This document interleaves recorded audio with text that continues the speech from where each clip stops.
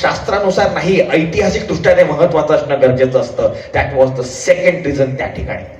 बघा, लक्षात घ्या, चौदार तळ ज्या वेळेला झाला तो सत्याग्रह हा धर्मांतरणाच्या चळवळीच्या आधीचा सत्याग्रह आहे. आणि त्या सत्याग्रहातले जे काही लेख किंवा जे काही कवन कथन आपल्याला सापडतात, तर त्या सत्याग्रहामध्ये जय भवानी जय शिवाजी हा नारा सुद्धा एक प्रमुख नारा त्यावेळेला होता.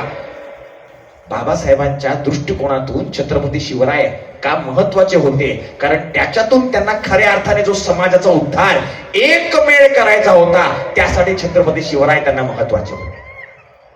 आज 11 एप्रिल आहे, महात्मा फुलेंची जयंती आहे. महात्मा फुले, छत्रपती शिवराय आणि बाबासाहेब आंबेडकर हा एक त्रिकोण आहे. हा त्रिकोण का आहे? कारण बाबासाहेबांनी महात्मा फुलेंना स्वतःचं गुरु मानलं आणि त्याच गुरूंनी उभ्या महाराष्ट्राला छत्रपती शिवाजी महाराज दिले. कारण तोपर्यंत छत्रपती शिवाजी महाराज जोपर्यंत पहिला पोवाडा महात्मा फुल्यांनी लिहिला नाही, जोपर्यंत समाधी शोधून काढली नाही, तोपर्यंत शिवराय या सवर्णांच्याही गावी नव्हते. कारण त्यांना शिवराय सुद्धा नको होते.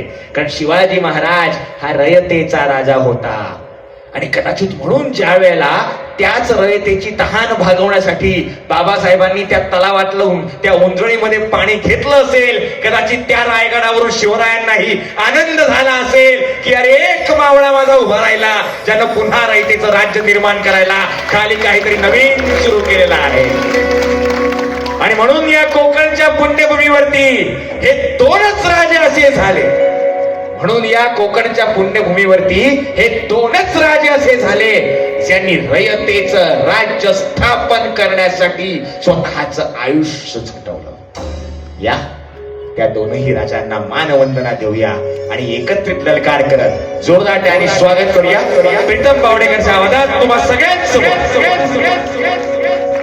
दोनच राजे इथे गाजले या कोकण पुण्यभूमीवर. दोनच राजे इथे गाजले या कोकण पुण्यभूमीवर. एक त्या रायगडावर, एक त्या रायगडावर, एक चवदार तळ्यावर. एक त्या रायगडावर, एक चवदार तळ्यावर. एक त्या रायगडावर, एक चवदार तळ्यावर. दोनच राजे इथे गाजले कोकण पुण्यभूमीवर. दोनच राजे इथे गाजले कोकण पुण्यभूमीवर. एक त्या रायगडावर, एक त्या रायगडावर, एक चवदार तळ्यावर. एक त्या रायगडावर, एक चवदार तळ्यावर. एक त्या रायगडावर, एक चवदार तळ्यावर.